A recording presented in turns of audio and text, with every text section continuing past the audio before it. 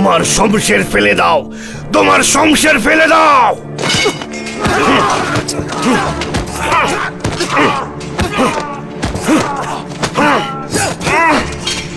আঘাত করা বন্ধ করুন মালিক, ওকে বন্দি করে ফেলুন।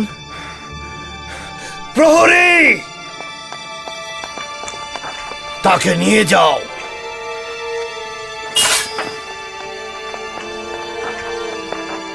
আলী জনাব, আমি হেকিমকে ডাকছি। কিছুই হয়নি, বেঁচে গেছে। তাকে রাজমহলের অস্থায়ী জেলখানা বন্দি করে রাখো।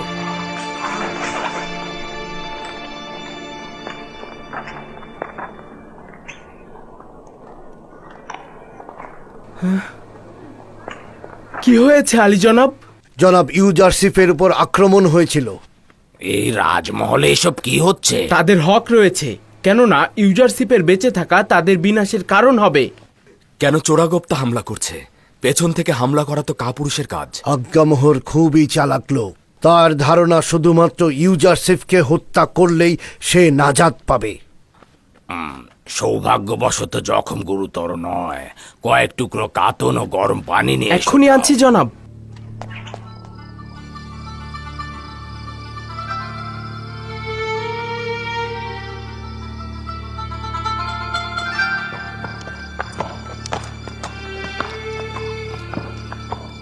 আমাদের সকল পানাহা ও সহযোগিতার মূলে রয়েছে পুরো বিশ্বজাহানের মালিক খোদা তাআলা।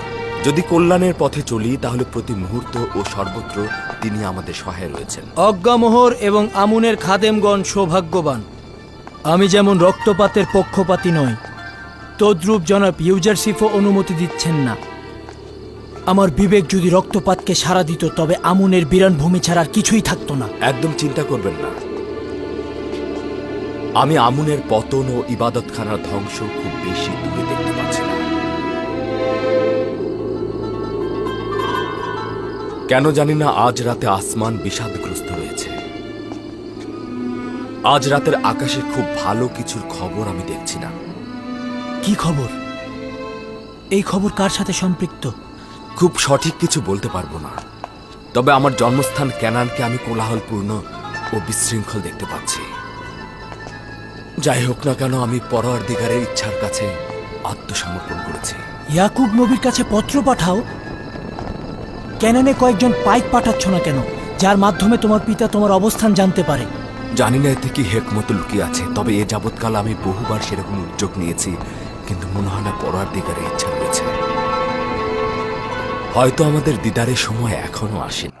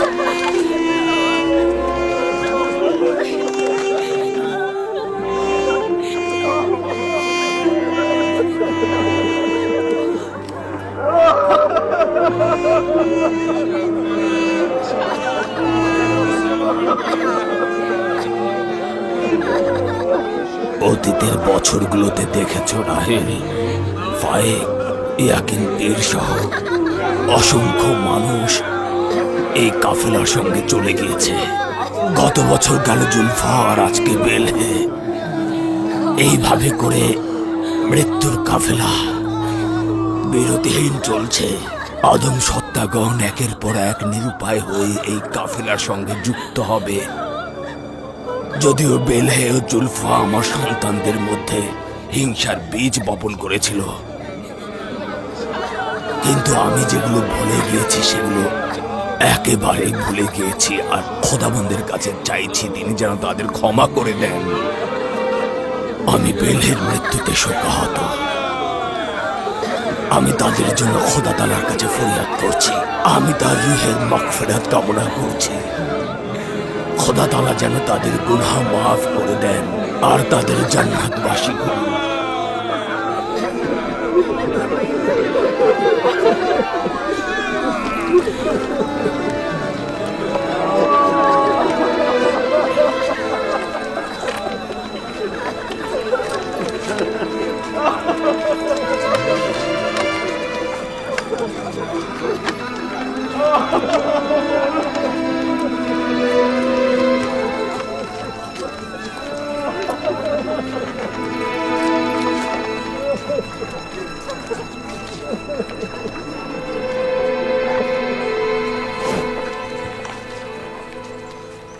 আমি এই রাজমহলে জিন্দেগি গড়তে পারবো না।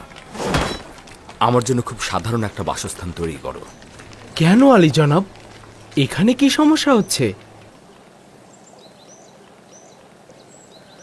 প্রকৃতপক্ষে এই বাসস্থান তো আমার বাদশার। এতদিন বাধ্য হয়েছিলাম, এখন একটা সাধারণ বাসস্থান তৈরি করো। খুবই ভালো। যদি অনুমতি করেন তো ইরানুস ও মেনিসাবুকে নিয়ে উপযুক্ত বাসস্থান খুঁজব। আজ এখনই পাইক নিয়ে মিশরের সর্বত্র ছড়িয়ে পড়ুন। মিশরের সমস্ত প্রশাসককে আমার পক্ষ থেকে দাওয়াত করবেন। মিশরের কিছু সুদক্ষ স্থাপত্য শিল্পীকে খবর পাঠাও, যত দ্রুত সম্ভব গুদাম তৈরি করতে হবে। জি আলী জনাব। জি আলী জনাব, চলো। তেবসে 7টি গুদাম তৈরি করা হবে। আলী জনাব, তেবসে একটি গুদামই যথেষ্ট, 7টি গুদামের প্রয়োজন নেই। প্রথমত, তেবস মিশরের রাজধানী। মিশরের অন্যান্য শহর এবং প্রতিবেশী রাষ্ট্র থেকে সবাই এই শহরে আসে। এটা নিশ্চিত যে এই গুদামগুলোই আগামী 7 বছরের প্রতিটি সওয়ালের জবাব দেবে। আর দ্বিতীয়ত, গমগুলো শীষ সহকারে সংগ্রহ করতে হবে, সে কারণে বেশি গুদাম প্রয়োজন। শীর্ষহ গম কিনলে তো অনেক জায়গার প্রয়োজন হবে। আমরা এক ঢিলে 2 পাখি মারব। জনগণের জন্য যেমন গম সংগ্রহ করব, তদ্রূপ পশু পাখির জন্য খড়কুটো সংগ্রহ করব। তাহলে তো মনে হচ্ছে গম সংরক্ষণের জন্য আমাদের আলাদা পাটাতন তৈরি করতে হবে। গুদামগুলো এমনভাবে তৈরি করতে হবে যেন জমিনের ভেজা ভাব ও আসমানে বৃষ্টি থেকে নিরাপদ থাকে। আর এইভাবে তৈরির জন্য জমিকে ভালোভাবে খনন করতে হবে এবং এই গর্তগুলো বড় ও দীর্ঘ আকারের হবে। এই গর্তগুলোর নিচের অংশ অত্যন্ত গুরুত্বপূর্ণ। এর নিচের অংশ হবে অত্যন্ত শক্ত এবং উপর থেকে নিচ পর্যন্ত চারিধার হবে সুরক্ষিত। প্রয়োজনে বড় পাথর দিয়ে গর্তগুলোকে ভালোভাবে ঢালাই করে দিতে হবে এবং এই গুদামগুলো মাটির নিচে পরস্পরের কিনারায় এই ঢালাইয়ের উপর শক্তভাবে নির্মিত হবে।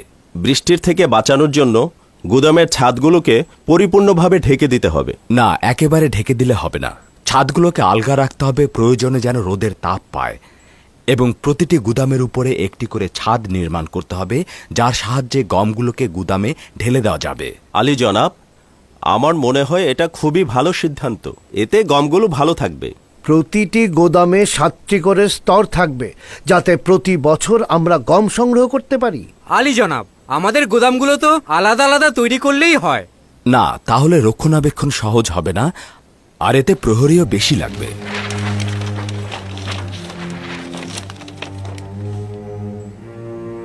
সম্মানিত প্রশাসনিকগণ, লক্ষ্য করুন, একই সময় গুদাম তৈরি, নহর তৈরি ও নীল নদের উপর বাঁধ নির্মাণ কাজ শুরু হবে, যেন নীল নদের পানি বিস্তীর্ণ এলাকায় সরবরাহ করা যায় এবং বিশাল এলাকা জুড়ে চাষাবাদ শুরু করা যায়।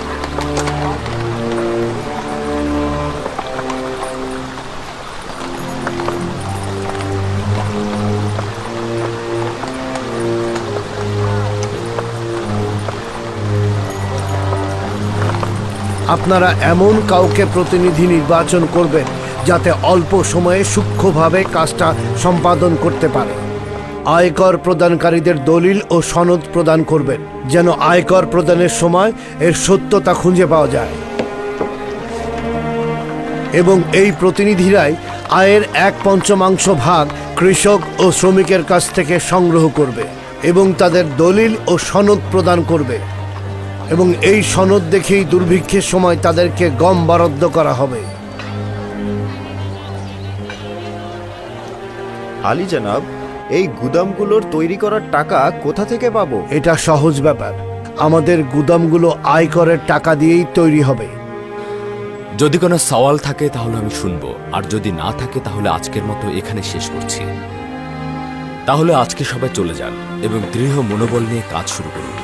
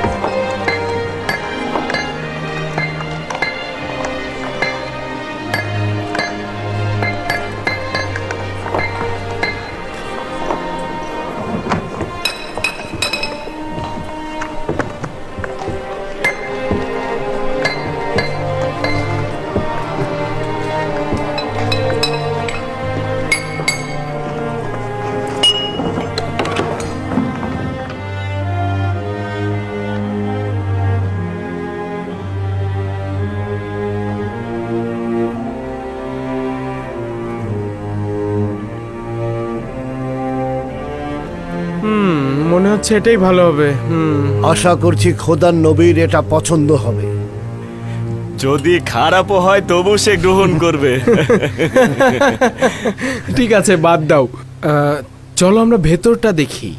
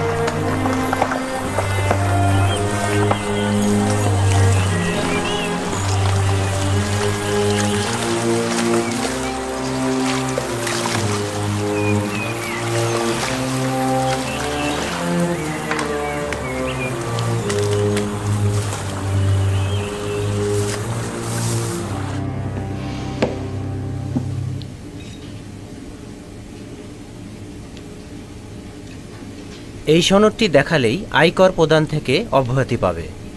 শুক্রিয়া আলী জনাব। পরবর্তী জন এসো।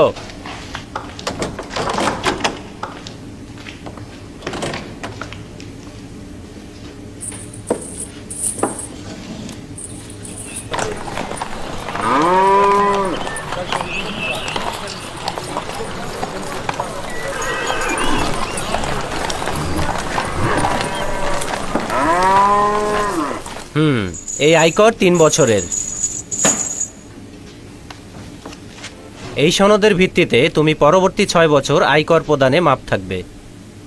পরবর্তী জন এসো।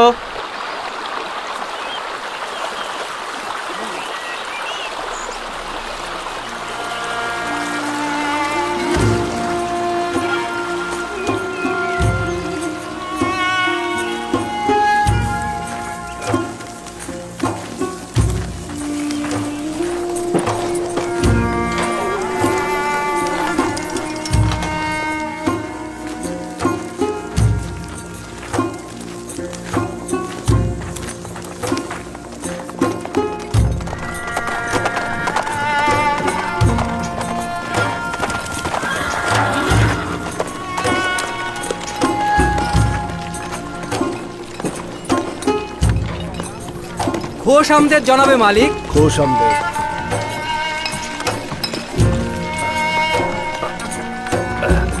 এই সাবধানে সাবধানে, সাবধানে দেখো।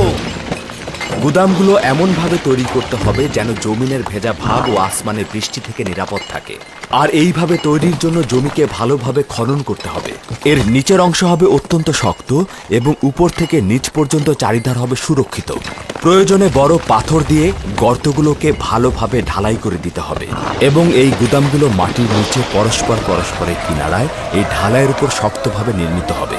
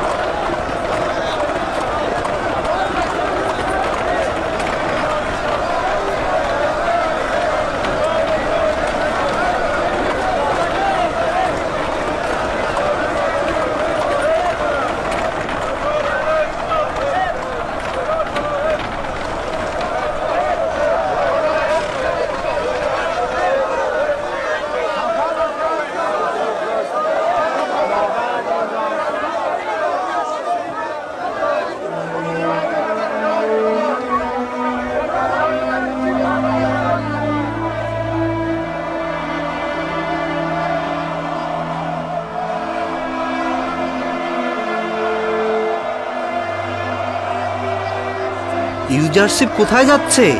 জনাব ইউজারশিপ কৃষিকাজ দেখাশোনা ও গুদাম তৈরির কাজে মেনফিস যাচ্ছে। তিনি সিদ্ধান্ত নিয়েছেন মিশরের সব শহর ঘুরে দেখবেন।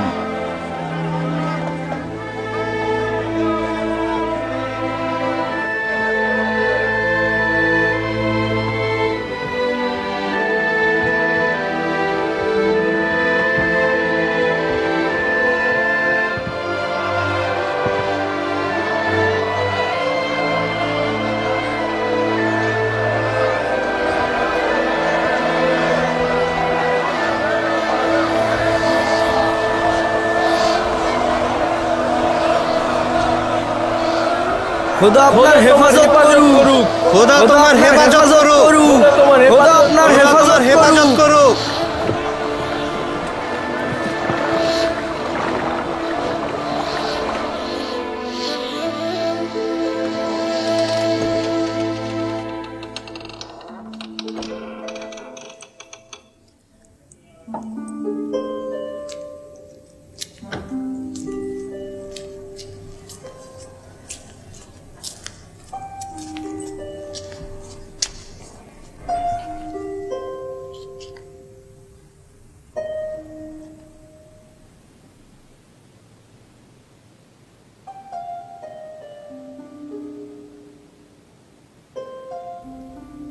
আবার কি হলো? কি ঘটেছে?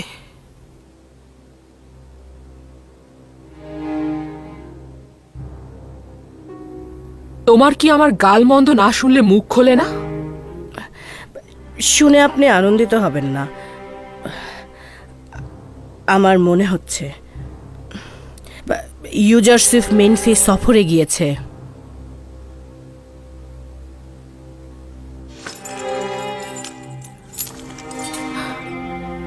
তোমার মাথার বন্ধনীটা শুধু সাপের মতোই দেখতে না, তোমার মুখের বিষাক্ত ছোবল সাপের থেকেও বেশি বিষাক্ত। একবারের জন্য খোঁজ খবর নিয়ে আসতে পারো না?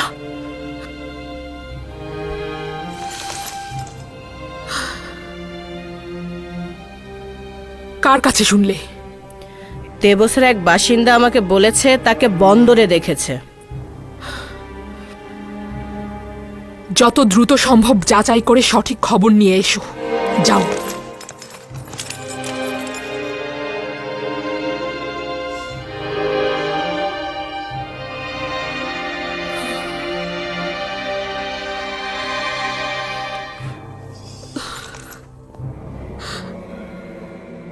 আমার জন্য কাজটি কঠিন হয়ে গেল।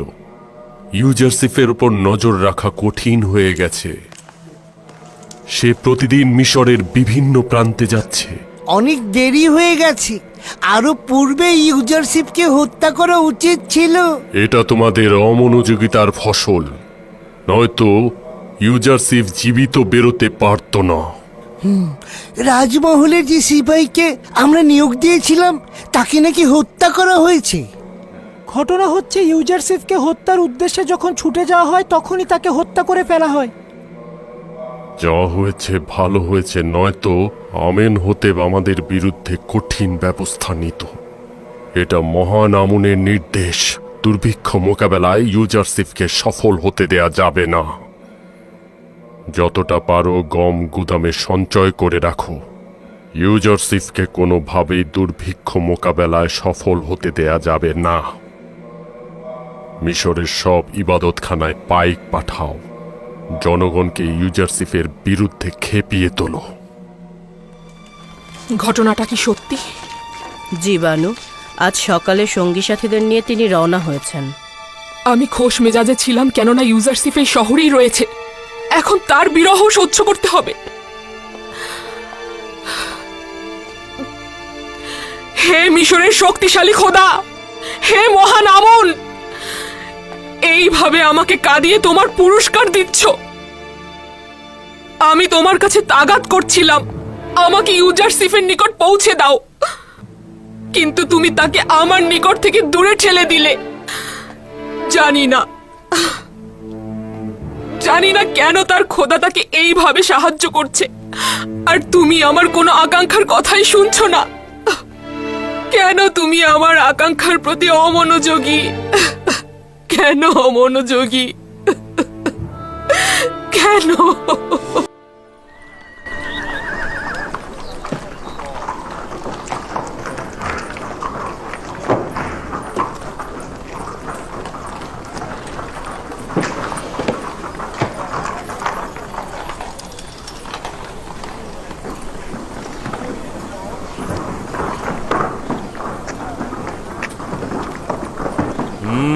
কত মা?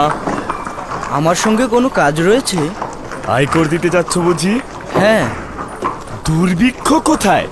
কেন এই মুদ্রাগুলো ওদেরকে দিচ্ছ? দুর্ভিক্ষ হলো কি হলো না এটা নিয়ে আমি মোটেও চিন্তিত নই। আমি 1 বছরের আয়কর দিয়ে 2 বছরের মৌকুফ পেতে চাই।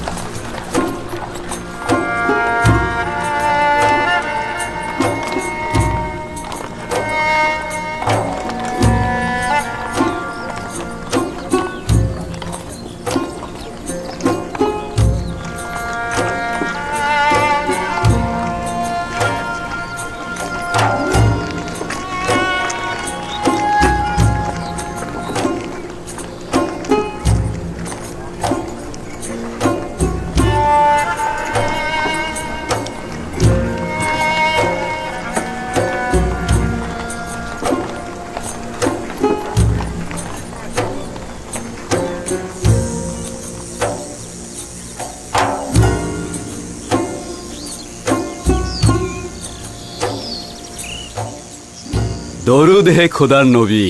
দরুদ। কাজ তো বেশ ভালোই এগিয়ে চলেছে। এখানকার সমস্ত জমি লাঙ্গল দ্বারা চাষাবাদ করা হয়েছে। আজ বীজ ছিটানো হবে হে খোদার নবী। বাহ, খুব ভালো। এভাবে কাজ করে যান। আর মাথায় রাখবেন, 1 চিমটি জমিও যেন বীজ ছাড়া খালি পড়ে না থাকে। জি। রওনা করো, আসি।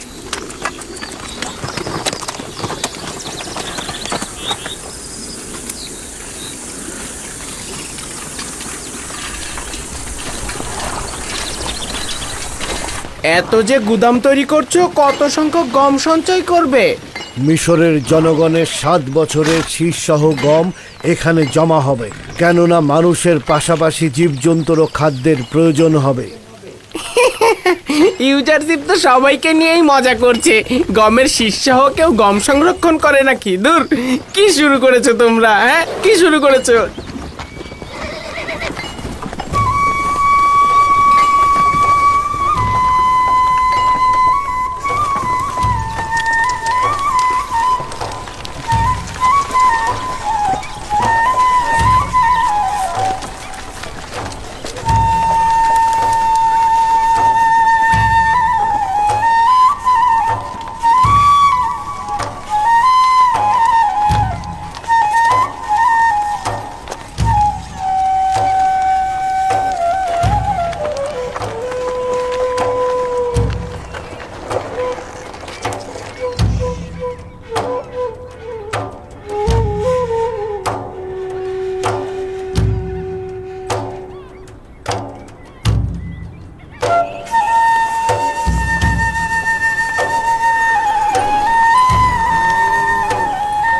তাড়াতাড়ি করো, তাড়াতাড়ি করো, বীজ বপনের সময় কম, তাড়াতাড়ি করো।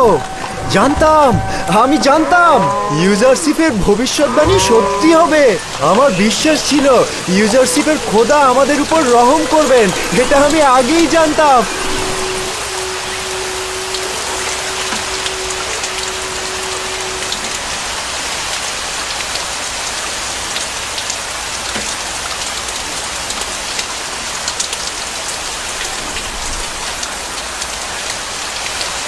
এটা ইউজারশিপের ভবিষ্যৎবাণী।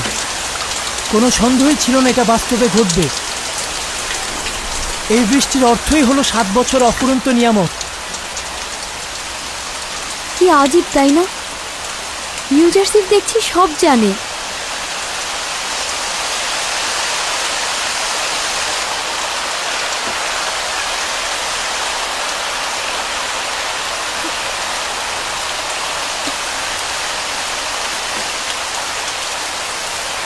ইউজারশিপ কি করে এতটা আত্মবিশ্বাসী হয়ে বলেছিল আমাদের মিশরে 7 বছর অফুরন্ত বৃষ্টি হবে?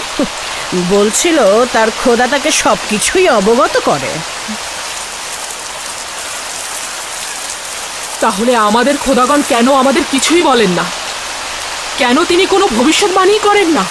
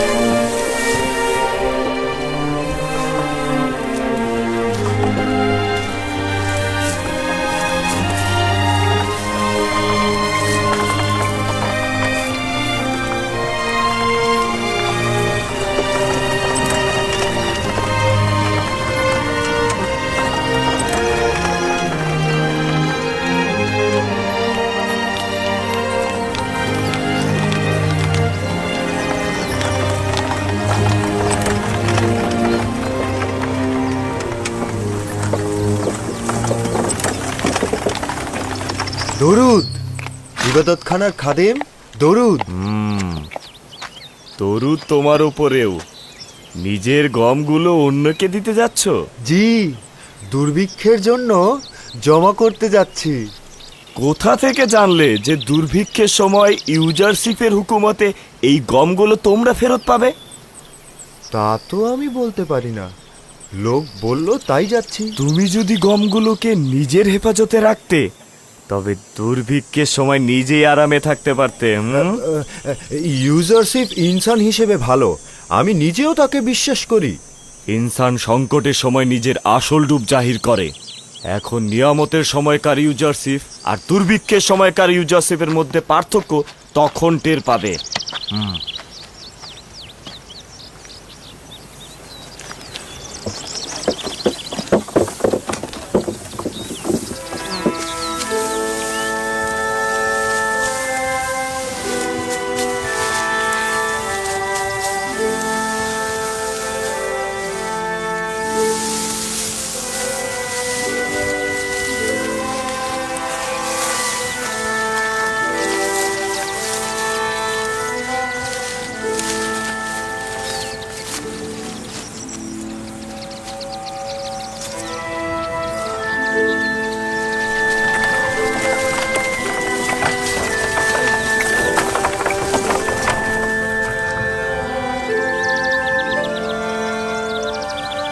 আপনারা অন্য জমিগুলো ঘুরে ঘুরে দেখতে থাকুন, আমি একটু আসছি।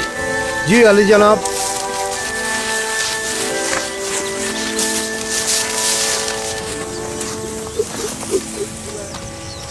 অপ্রত্যাশিত মেহমান কি চাইছেন না? খোশ আমদের, আপনি বসুন, আমরা খুশিই হব। খোদাবন্দের দরুদ আপনাদের উপর। এবছর ফসল কেমন হয়েছে? ভালো হয়েছে কি? ভালো বলতে এরকম ফসল তো আমি আমার জিন্দেগিতে দেখিনি। এমনকি আমার পূর্বপুরুষেরা এরকম ফসল কোনোদিন চিন্তাও করেনি। যতটা পরিশ্রম ও তালাশ করবেন, ফল ততটাই বেশি পাবেন। যতই ফসল কাটছে শেষ হচ্ছে না। এটা কৃষকের জন্য আশাব্যঞ্জক যে এবছর প্রচুর ফসল ফলবে। সবই আজিজে মিশরের দোয়া আর ইউজারশিপের খোদা আমাদের জমিগুলোকে উর্বর করে দিয়েছে। আমারও বিশ্বাস হচ্ছে এই সকল কাজ ইউজারশিপের খোদারি।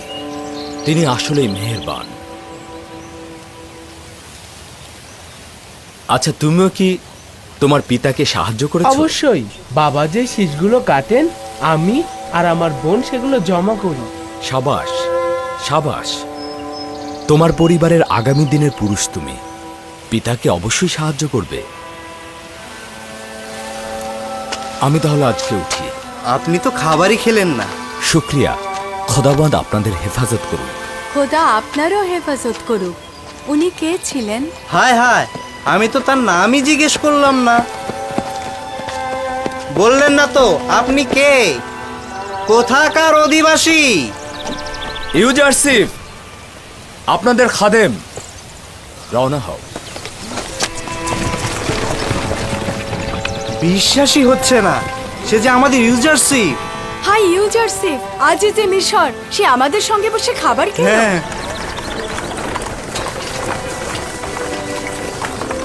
খোদা তোমার হেফাজত করুক, খোদা তোমার হেফাজত করুক।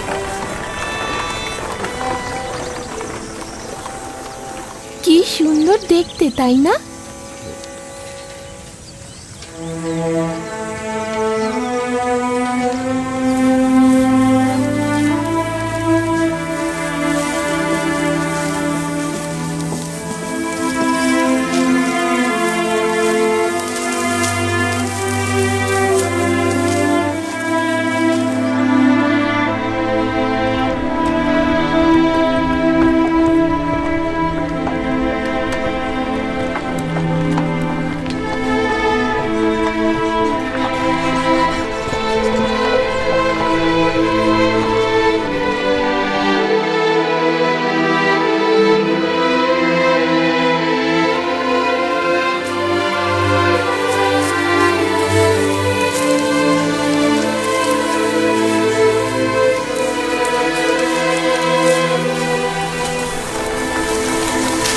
দরুদ আলী জনাব।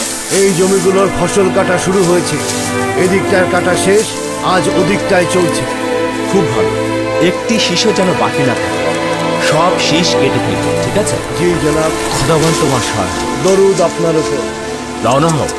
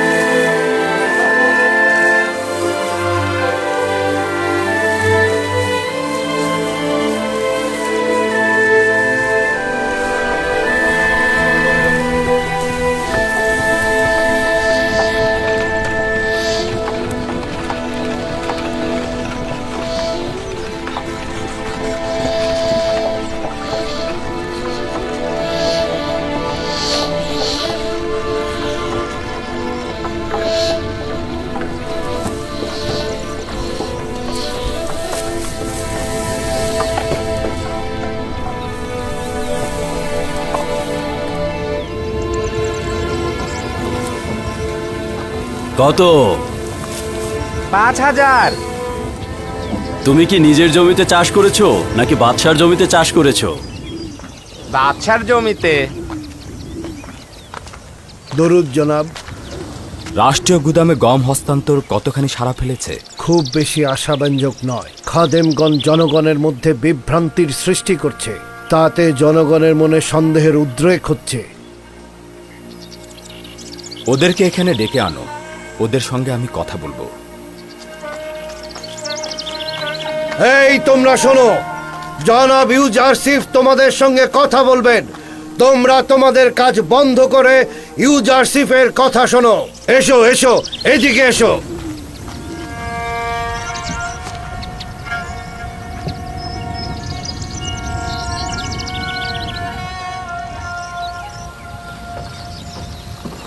আমি এখানে এসে জানলাম খাদেমরা চেষ্টা করছে জনগণ যেন রাষ্ট্রীয় গুদামে গম জমা না করে। যদি এটা হয়, আমার কিন্তু তাতে কোনো সমস্যা নেই। সবারই তাদের গমের ব্যাপারে হক রয়েছে। চাইলে আপনারা নিজেদের গম নিজেদের কাছে জমা রাখতে পারেন। তবে আমি পূর্বে যেটা বলেছি সেটা মনে করিয়ে দেবার জন্য আবার বলছি, আমরা দুর্ভিক্ষের সময় শুধু তাদেরকে এই গম দেব যারা এই সময়ে আমাদের কাছে গম জমা রাখবেন। মিশরের হুকুমতের কর্তব্য হচ্ছে যারা রাষ্ট্রের কাছে গম জমা রাখবেন তারা যে কোনো প্রয়োজনে যে কোনো মুহূর্তে রাষ্ট্রের কাছ থেকে গম উত্তোলন করতে পারবেন। কিন্তু কেউ যদি নিজেদের কাছে গম সংরক্ষণ করেন এবং কোনো কারণে যদি সেই গম নষ্ট হয়ে যায়, তাহলে পরবর্তীতে আমাদের কাছ থেকে গম পাবেন না। তাই আমি আপনাদের কাছে অনুরোধ করছি, আপনারা এই ভুলটি করবেন না। আপনারা রাষ্ট্রকে নিজেদের পরিবার মনে করে গম সেখানেই সংরক্ষণ করে রাখুন। এতে আপনাদেরই মঙ্গল।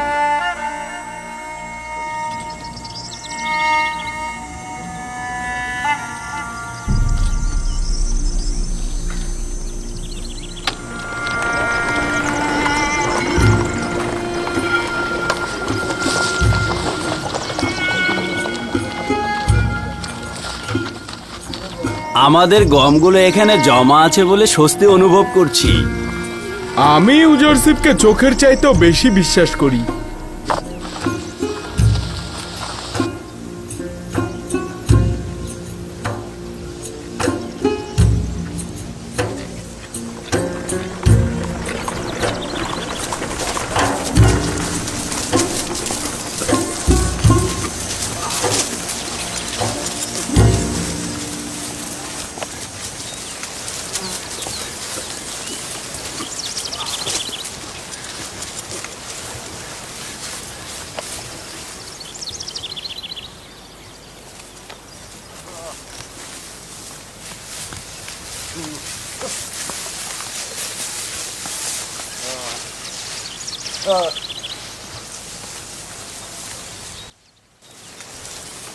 গমগুলো তো শীর্ষসহ জমা রাখতে বলা হয়েছিল। তোমরা কি করছো? শীষ থেকে গম আলাদা করছি, সচরাচর যা করতাম। অতীতের সঙ্গে বর্তমানে অনেক পার্থক্য রয়েছে। সামনে দুর্ভিক্ষ আসছে। আমি এগুলো বিশ্বাস করি না। এগুলো সবই ওই ইউজারশিপের কথা। কোনো দুর্ভিক্ষ নেই। আর যদি দুর্ভিক্ষ হয়?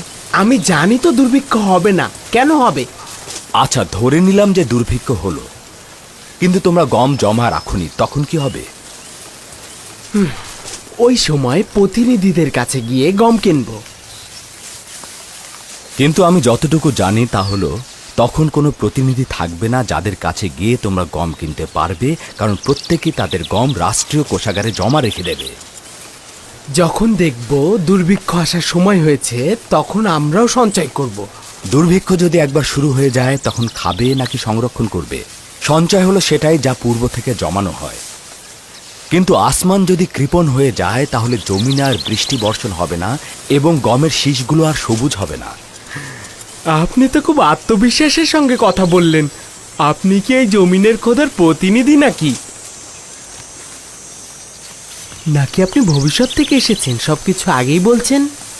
ঠিক তাই, আমি জমিনের বুকে খোদার প্রেরিত প্রতিনিধি। মিশরের দুর্ভিক্ষ কেয়ামত সমতুল্য ভয়ঙ্কর। যদি এই 7 বছর পৃথিবীর জমিনে থাকো এবং কিছু চাষবাস করে তা জমা রাখো, তাহলে সেটা আখেরাতের দিনের মতোই দুর্ভিক্ষের দিনে সেটা কাজে লাগবে। কিন্তু যদি সঞ্চয় ও তালাশ থেকে তুমি গাফেল থাকো, তাহলে আগামীর সফরে তুমি ও তোমার পরিবার দিশেহারা হয়ে যাবে। অনাগত দুর্ভিক্ষের জন্য সঞ্চয় করো। আসি। বললে না তো তুমি কে? আমি ইউসুফ, মিশরে ইউজারশিপ।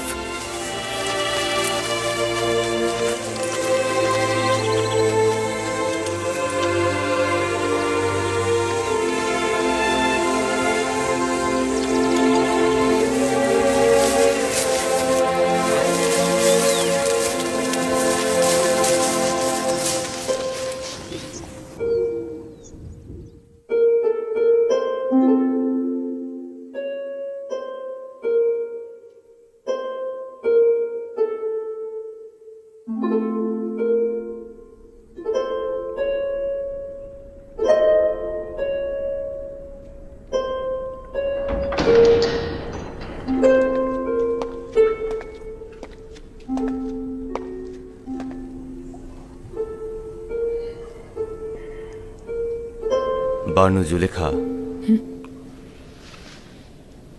রুদামন, তুমি আমার জন্য ইউজারশিপের কোনো খবর এনেছো? এক এক দিন এক এক শহরে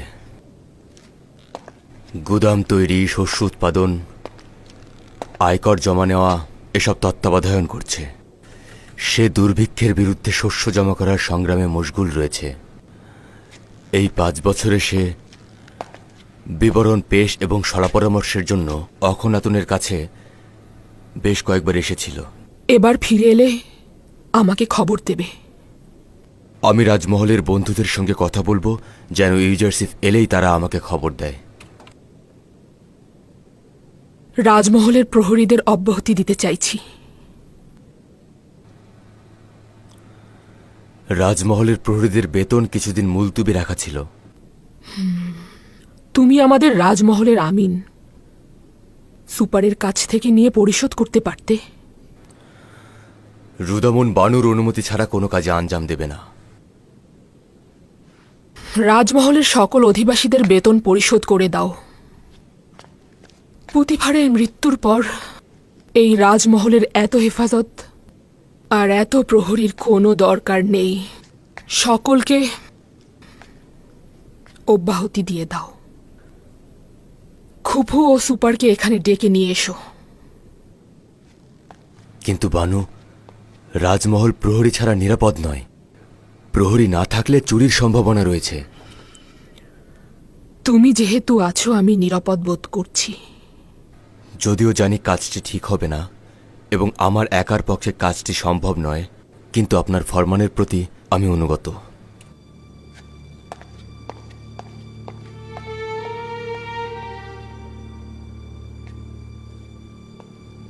একটা সময় এই রাজমহলটি মিশরের দ্বিতীয় শক্তিশালী মানব আজিজে মিশর পুতিফারের মালিকানাধীন ছিল। এখন একজন ভঙ্গুর হৃদয় ও ভাগ্যহীনা বিধবার মালিকানাধীন, যার না আছে এই রাজমহলের প্রতি কোনরূপ আগ্রহ, না আছে এই শান শৌকতের প্রতি কোনো আকাঙ্ক্ষা।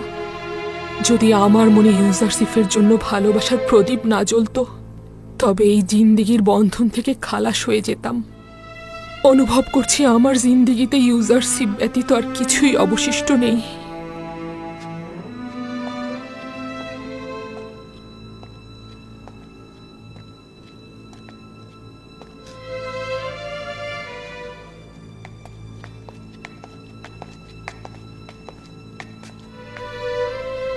রাজমহলের সকল কর্মকর্তা, কর্মচারী ও প্রহরীদের স্থগিত বেতন দিয়ে দাও এবং রুদামন ছাড়া সকলকে অব্যাহতি দিয়ে দাও।